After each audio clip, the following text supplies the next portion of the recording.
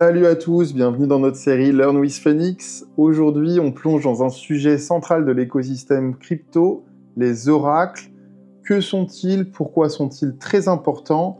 C'est parti. Alors, qu'est-ce qu'un oracle en crypto? Imaginez tout simplement un pont entre la blockchain et le monde réel. C'est aussi simple que ça, c'est un oracle. Petit exemple, vous avez un contrat intelligent qui envoie des cryptos s'il pleut à Londres à 8 h du matin. Ça n'a aucun sens, mais pourquoi pas? Comment est-ce que le contrat peut-il savoir s'il pleut, puisqu'il est coincé dans la blockchain? Eh bien, c'est l'oracle qui va venir à sa rescousse, il va apporter l'info météo au contrat. Donc vous vous dites peut-être, mais c'est juste une API en fait. Pas tout à fait, puisqu'un oracle va chercher des infos de plusieurs sources et va s'assurer que l'info est fiable avant de la transmettre à la blockchain. Il peut aussi, dans l'autre sens, envoyer des infos de la blockchain vers le monde réel, auquel cas on va parler d'oracle sortant. Ce qui nous amène du coup au type d'oracle. Il y en a pour tous les goûts. Il va y avoir les oracles software, ou dits logiciels, qui vont collecter les données en provenance d'API pour les feeder vers la blockchain. On parle d'oracle software, on se dit qu'il va y avoir des oracles hardware. Oui, c'est le cas. Les oracles matériels, qui vont plutôt utiliser des capteurs physiques. Pensez à l'Internet of Things, ça peut être un exemple typique pour faire lien avec l'exemple que j'ai donné tout au début de cette vidéo. Pour savoir s'il pleut à Londres, on peut effectivement se connecter à un API d'un site météorologique, ou au contraire, on pourrait avoir un oracle matériel qui est une sorte de mini-station météo qui va nous renvoyer à mettre qu'on recherche, que ce soit le temps ou la température qu'il y a dehors, le tout en direct. Il y a également un autre type d'oracle assez intéressant pour communiquer d'une chaîne à l'autre. Vous savez que les blockchains sont un petit peu des entités qui sont entre guillemets séparées. Si vous regardez la blockchain Ethereum, elle ne parle pas à la blockchain Bitcoin, sauf à travers ce qu'on appelle des oracles interchaînes qui vont faire ce lien entre les deux blockchains. Maintenant, avant de parler des deux autres types d'oracles qui existent, nous voudrions discuter du problème central des oracles. La blockchain, en tout cas celle que nous utilisons nous tous dans la crypto quotidien, est décentralisée. C'est comme ça qu'elle a été imaginée, c'est comme ça qu'elle fonctionne. Et les oracles peuvent donc devenir un problème majeur si elles introduisent une entité, une autorité même, centralisée dans ce monde décentralisé.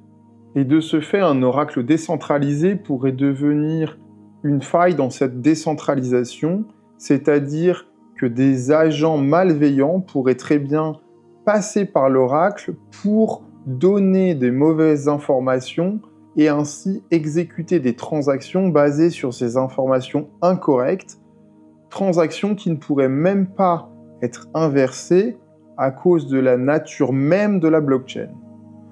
Également, un autre problème qui est lié à la centralisation des oracles, c'est que si cet oracle est hors ligne, le contrat ne peut plus s'exécuter, ce qui est problématique quand même dans un monde décentralisé.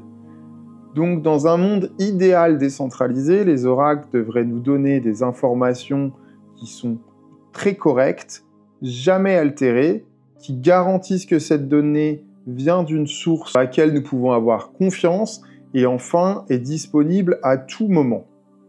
Deux types de solutions ont émergé pour garantir ces caractéristiques.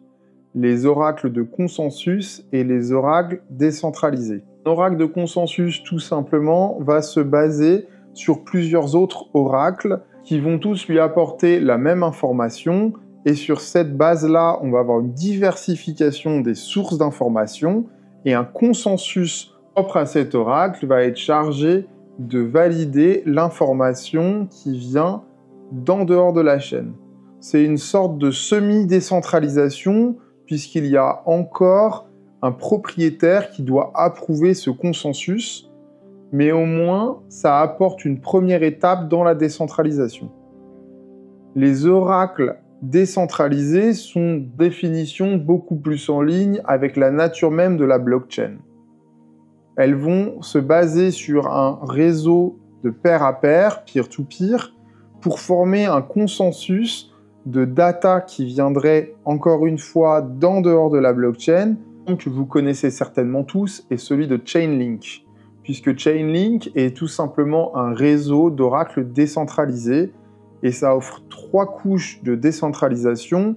Le premier au niveau de la source de la donnée, le second au niveau de l'opérateur de chaque nœud, node, et enfin au niveau du réseau d'oracles en tant que tel. Tant que nous avons toutes ces notions en tête, nous allons pouvoir parler des Computation Oracles, qui sont des oracles qui vont faire levier sur un réseau d'oracles décentralisés, qu'on appelle DON, en plus court et en anglais, afin d'exécuter des opérations hors chaîne pour les smart contracts. Alors pourquoi faire des calculs hors chaîne? C'est parce que ça coûte beaucoup moins cher que de les faire on-chain, et ça réduit ainsi le coût de la blockchain pour les utilisateurs. Maintenant que nous avons défini ce qu'est un oracle et quels sont les différents types d'oracles, il est peut-être temps de comprendre à quoi ça sert concrètement dans l'univers de la crypto. Plusieurs cas pratiques, et notamment dans la DeFi, tout simplement pour vous donner des prix ou les données financières. Les Real World Assets ou RWA sont très populaires dernièrement. Ce sont tout simplement des assets en crypto qui ont leur valeur adossée à la valeur d'un bien dans le monde réel, que ce soit une action, que ce soit un bien immobilier ou autre. Il y a un besoin donc de corréler le prix de ce RWA à celui d'un asset qui est dans le monde réel. Et c'est là que l'oracle intervient. Les protocoles de lending et de borrowing font exactement la même chose, notamment pour récupérer les prix de crypto qui sont sur d'autres chaînes.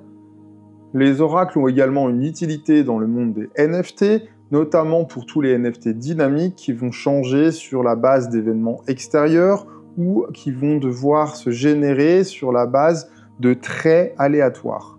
Le monde du Web3 Gaming également va utiliser les oracles pour tout ce qu'on appelle verifiable randomness, c'est-à-dire du hasard vérifiable en quelque sorte. Sans entrer dans les détails, ce que va rechercher à faire l'oracle, c'est d'avoir une preuve d'authenticité vérifiable par tous de la même manière que n'importe quelle autre transaction sur la blockchain est vérifiable par tout et chacun.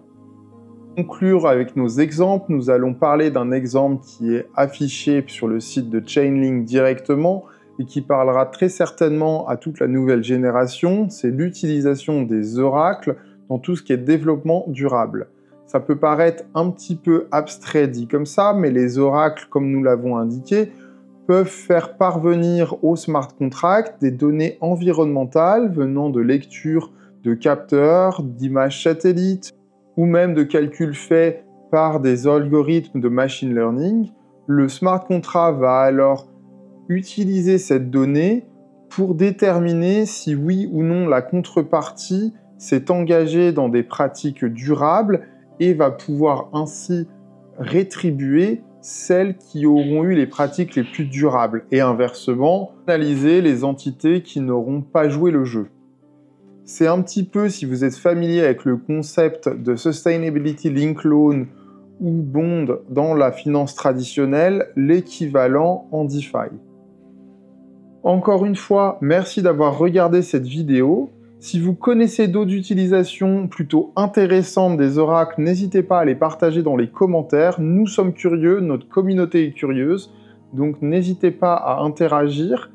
Si vous avez des questions de manière plus générale sur le sujet, n'hésitez pas, on est là pour y répondre. Et n'oubliez pas de liker, de partager et de vous abonner pour plus de contenu sur la crypto et la blockchain. À bientôt.